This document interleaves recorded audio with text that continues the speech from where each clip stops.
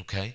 So did you guys help out a lot with the big storm that hit East Bernstead, the tornado? We did. We were on the scene that next morning, and we took lots of coats and blankets and emergency items, hand sanitizer, and we took our box truck completely full of stuff Oh, over. And that is yeah, phenomenal. You know, you hate when weather breaks like that, and you hate the tragedies that happen. But I'm so thankful that you guys are there and you're reaching out to people, helping people out of compassion and care. And you know, that was so greatly needed for our area at that time. right, it was. And we love to work with other agencies in the area to help when there's a crisis like that. And there's still people in need of items, going out through our towns and Hmm. communities, and they don't have to go without. They can come to you all, and you can fix them up. That's right. So, what we need to do is encourage people, get behind this program, and just do your part because you know it takes people to keep this going. So people can come and donate flea market items to you, Hmm. clothing, shoes, household items. If somebody wanted to just go out and buy or donate, new products like shampoo or Hmm. toothpaste or things like that, soaps, they can do that. Yes, and we can use all of it, definitely. So there's no certain limit of what people can bring in. No, none at all. Okay. All right. Let's talk about, the food baskets. What all goes into a certain food basket?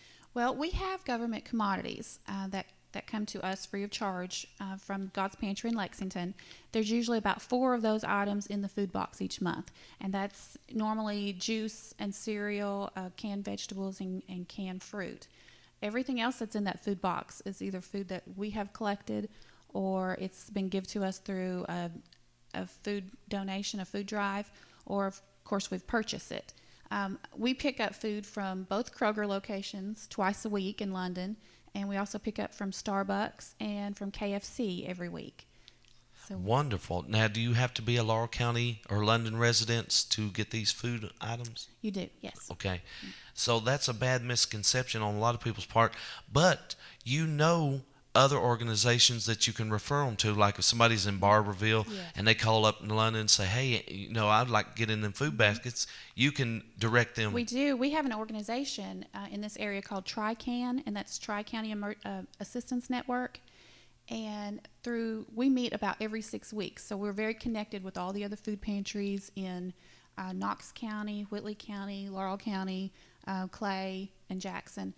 And we have a computer system, a network where we can talk to each other, and we also enter the information, all of our client information. When we give a box of food to a client, another food pantry can look and see when we gave it to them, what we gave them, so that they can't go from food pantry to food pantry getting food.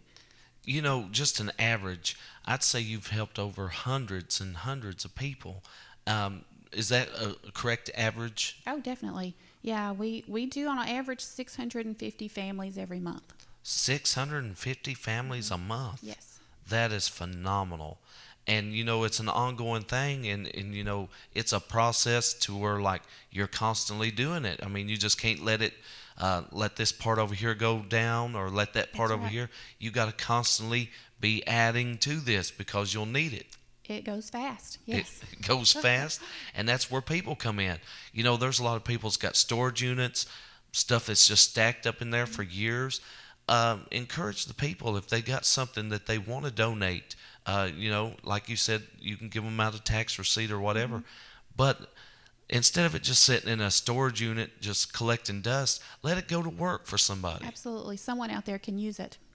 And there's so many like that right now. You see all these new storage buildings going up, and a lot of times people just don't even go back about it no more, and it ends up to be a sold or just all threw away. Hmm. And what about if people is going to been like yard selling or flea marketing and just wanting to throw away their stuff? Instead of that, bring it to you all. Yes, just call us. We have trucks and drivers who will come out and pick it up for you. And of course, we do offer the tax receipts, so you can deduct it from your taxes. Very good. um, what is your primary work there? What do you do at the C? Well, I'm the director, so Okay, the director. yeah, it's my job to secure grants and uh, do the PR and make sure everything's running smoothly. So there's a lot of work involved being a director. Okay.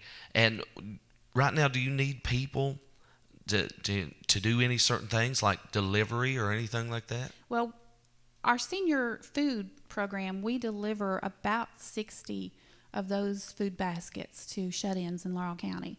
And it takes 3 of my employees on 2 separate days to get all that done. So we did have some volunteers who would come in every month, and they got sick and were no longer able to do it. So we just took it on ourselves. But we would volunteers that could help us with those food deliveries once a month.